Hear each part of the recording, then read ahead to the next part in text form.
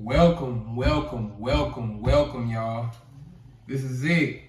The first episode of TR3LAND, y'all. And man, I can't even contain my excitement.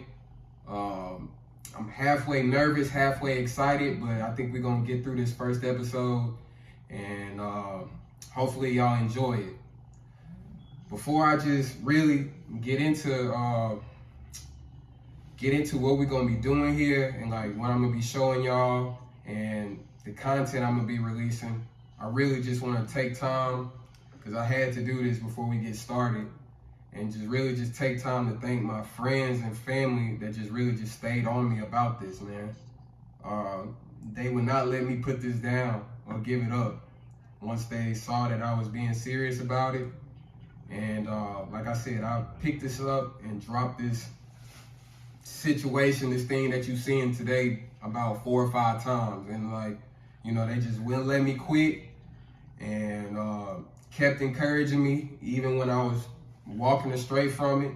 And look, we here today, and I wish I could just name them all, but I'm gonna name a couple just off the top of my head: Makai, Christian, Ricky Lewis, my brother Dedrick, Perry, Traylon, Darius, just all my friends and family that was just really staying with me and just telling me to keep pushing, man. So, yeah, I just really appreciate that, man. But enough with that, man. Let's get into what we're gonna be bringing y'all. What we're gonna be doing here, man. And what I'm really just excited about. All right.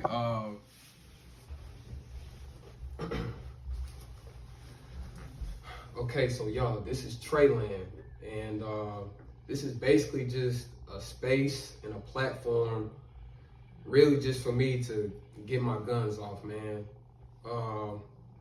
Ever since I was smaller, I've been known kind of as like a opinionated and charismatic person, and I don't know, I just kind of always just wanted my opinion and how I felt just out there. So I think this is really just how it came about. And really what we're gonna be doing, I'm gonna be releasing content in a variety of ways.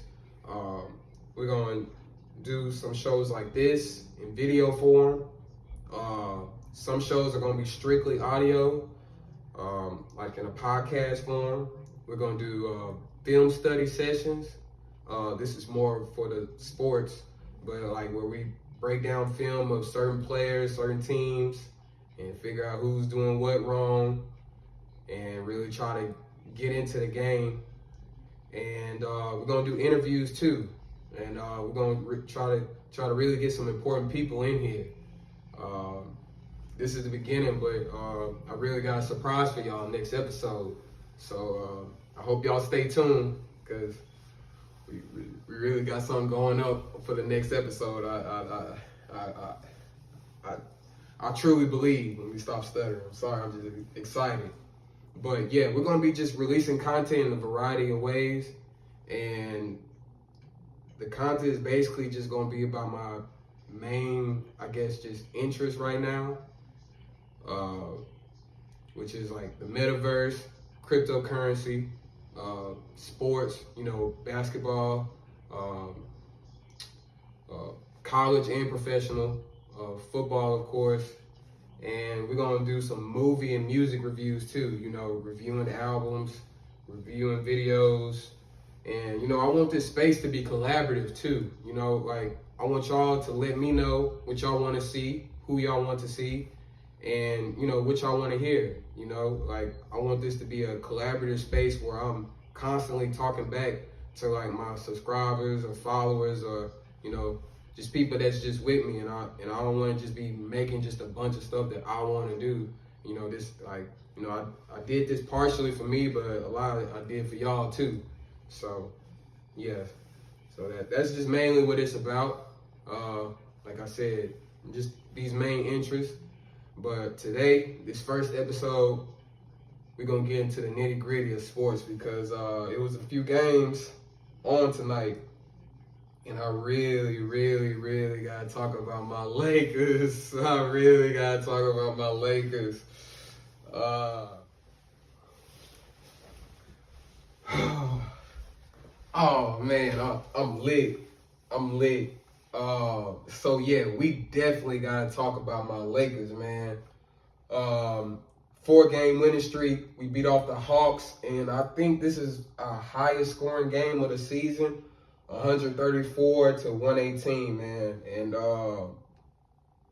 I didn't get to catch this game in its entirety, but the way they finished this game, it was a lot. It was a lot of similarities compared to how they finished the game before against the Kings. And I don't know, it's just a lot of things that I want to dive into about this team, man, because I don't know, I just felt like we were written off so early. You know, for a team that had we had a completely different roster from last year, and you know, they didn't even want to give us 30 games to try to figure it out. And even once we had a brand new team, no one was back. You know, everyone was hurt. You know, we had a bunch of injuries. You know, everybody's dealing with COVID and whatnot. But man, I'm just looking at the box score, man, and I'm just really proud of this team, man. I really am. I guess the main things I want to get to is LaCenter. This experiment with LeBron playing center, he's fully embraced it, and we are playing crazy, man. Like, I need to look up the exact stats of how much he's increased our pace, but we went from dead last in the league to like mid-pack in like 4 or 5 games. And with us increasing our pace, this basically means we're gonna get more shots at the rim. You know, it's more fun of a pace. You know, we're getting up and down more, and you know, players like playing in that system more, other than just staying in the half court, throwing the ball into the post, and just sitting there. You know, I'm so glad we just started moving and started switching up the offense a little bit, man. And like, and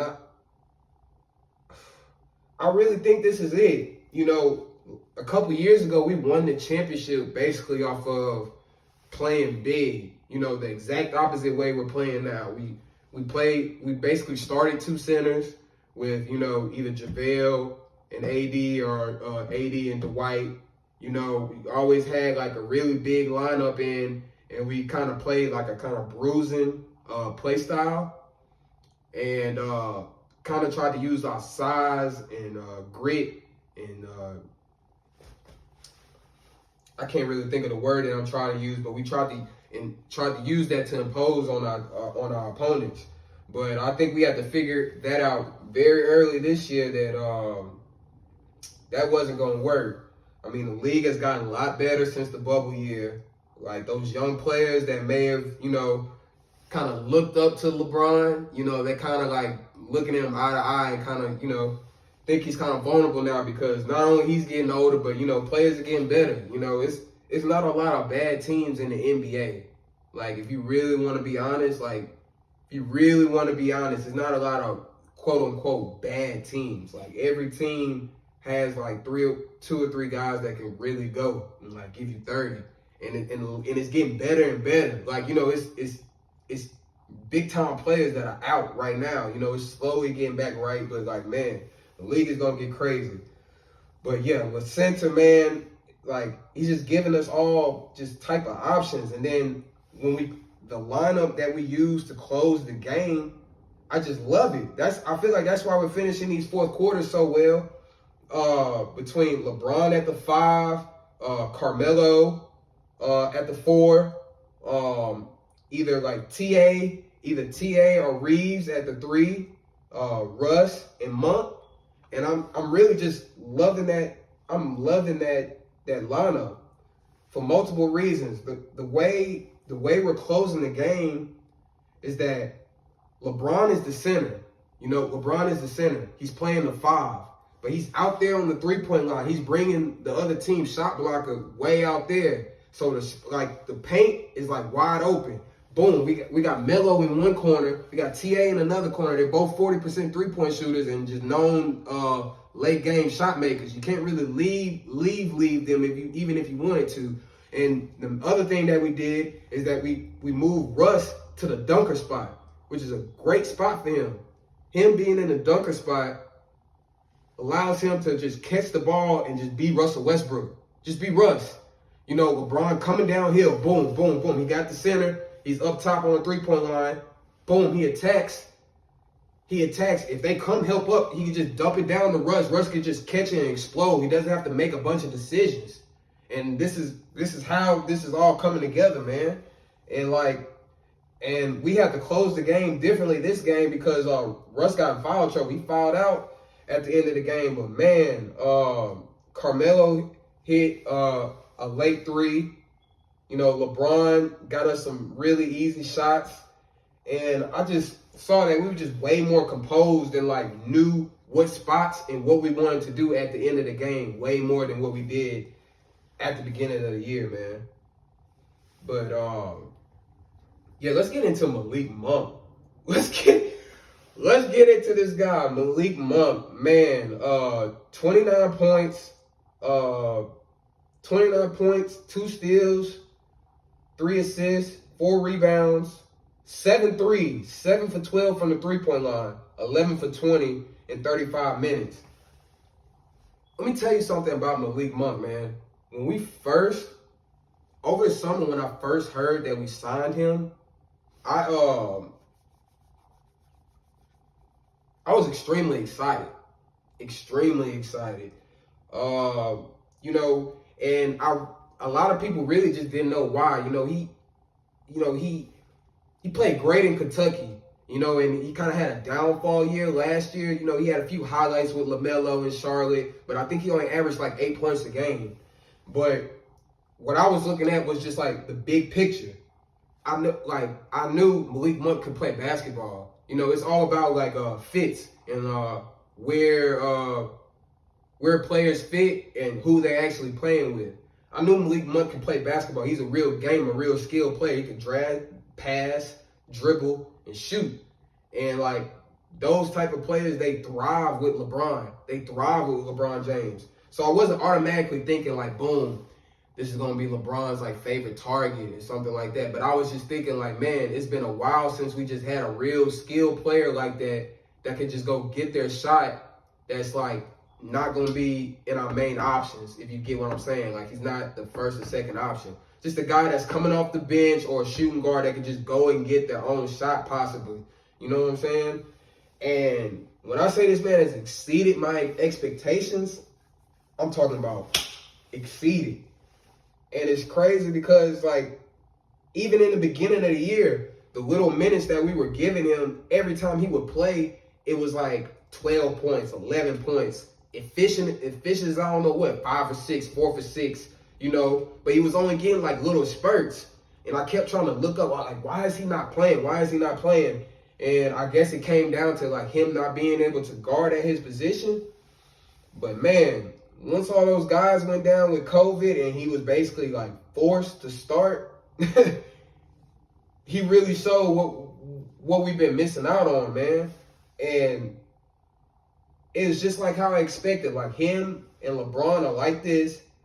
That like the more he plays with LeBron, he's gonna get better and better. Like this is not. I don't feel like this is a thing. This is like a crazy stretch of games.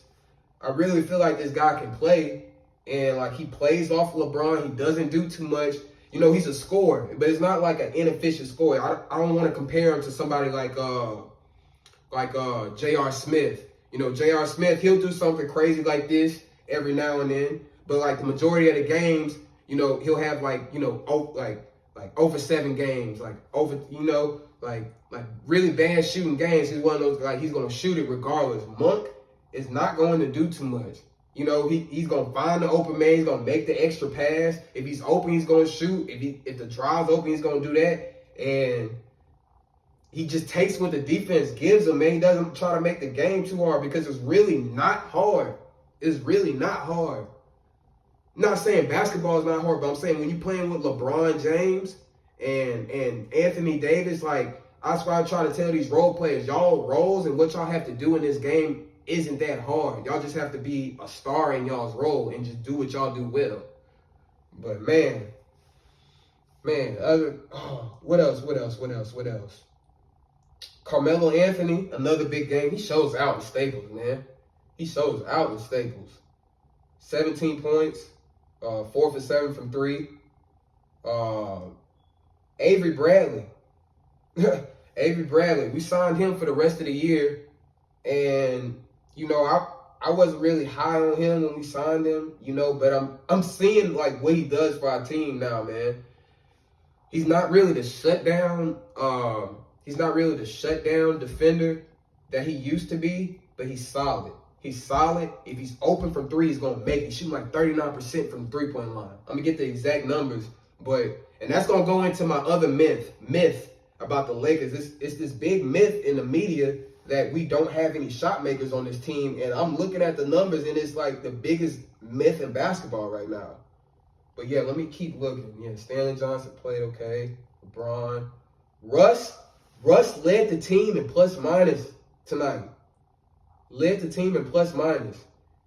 He only had 9 points and was 4 for 14, but he had 11 boards and 13 assists and only 3 turnovers. Plus 22. Led us in plus minus, man. So, like I said, he's improving too. The game before, he had 0 turnovers. First time this happened in like 3-4 years. So, man, I'm just seeing some really exciting things with this team, man. And I'm telling you, man, when we get everybody back, like, I just really feel like I'm not gonna say it's gonna be scary, but we're gonna be the team that I really thought we were gonna be, man. But yeah, I'm just looking at this. We have some shot makers on this team. Reeves, Trevor Ariza, Bradley, Monk, Carmelo.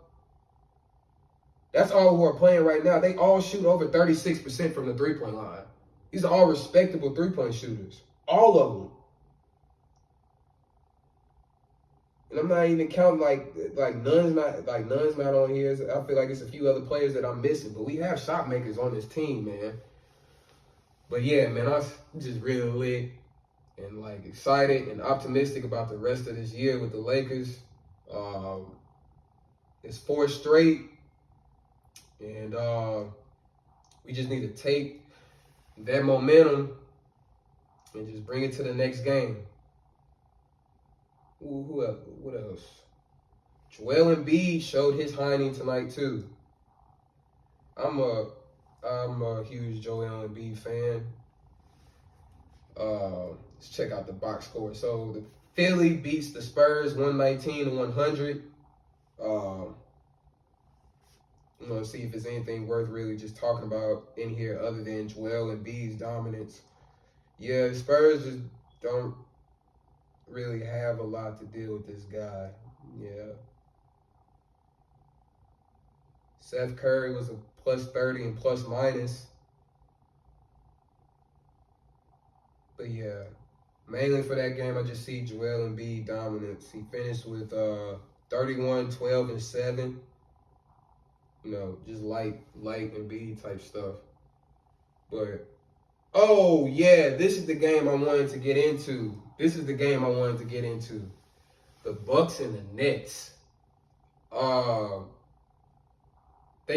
Bucks finished the Nets 121-109. And to be honest, that score didn't really do the game justice if you really just tapped in and watched it. Giannis is hitting 2 threes a game, man. I don't know if y'all know what that means or not, but he's hitting 2 threes a game. It's looking fluid too. It's not like I've practiced this 1,000 times. It has to go in. It's looking fluid, all one motion. And you know, the Bucks just, you know, they have their team, man. These are defending champs. You know, they got a lot of their players came back. They know what they want out of you know, the majority of their players, and the majority of players know their role. And the main thing that I just saw from the Nets, they just had a lack of energy tonight, man. Like, I guess they thought they were going to do what they did last game and kind of just come back from 19 and kind of just roar back. But I guess the main difference between that game and this game was that they don't have a guy that can get 15, 16 in a quarter and get his own shot like that guy number 11 does. So I think that was one of the main differences. But yeah, they just played great defense on Harden too. He's gonna get his stats, but he was negative 20 in plus minus. He had 16, 9, and 7. He had 5 turnovers. But yeah, the main thing I was just know is like KD just has to do too much for this team. Like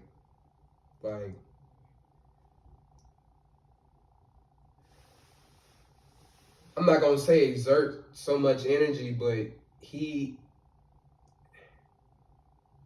when you look at this team on paper, you wouldn't think that he has to do as much as he does. But like when you actually watch the games, he has to do a lot. Like, he's the main orchestrator on the offense. They're running the offense through him, and he has a lot of responsibility on defense too, because the Nets don't really have a lot of just stay in front defenders. Like, they have a couple guys that can play dummy defense, but at the end of the day, it's going to be a lot on the heels of Claxton and Durant for the back line of the defense. And a lot of times Durant is there. He knows a lot about the game. He's a veteran. And, like, a lot of times he's going to be in the right place at the right time. He's going to get blocks and deflections and things like that. But, he's still 33 years old, recovering from an Achilles injury. So, the Nets need to think about that. But I kind of like what Van Gundy and Mark Jackson, they were talking about kind of right before the end of the game. I think Mike Green was kind of puzzled about how they were getting blown out by so much, and Kevin Durant had 29, 7, and 9. And Van Gundy basically brought up was that, Kevin Durant's going to get his numbers. He's going to get his numbers every game, but, they got to figure out a way for them to win and him not have to go 110. I didn't mean for that to rhyme, but they need to figure out a way for them to win consistently and him not have to go 110%. And that's really what it is. But I don't really think the Nets just have a bunch of problems though. Like, they're still number 2 in the East at 24-13. They're in great hands, but that's just what I saw tonight. But yeah, what else? Chicago. This is like the age of DeRozan. I just knew Washington was gonna want some get back game from the game before when DeRozan hit that game winner in the corner, but the Bulls closed them out again, 130-112. Look at this box score. Lonzo Ball is 6 for 11 from 3, 18 points, 6 rebounds, 5 assists. I want him to average that. I don't want that to be like a special game. Like, I kind of want that to be his stat line. DeRozan only had 15, 5 for 16. Still was a plus 5, plus minus. Zach LaVine, 27.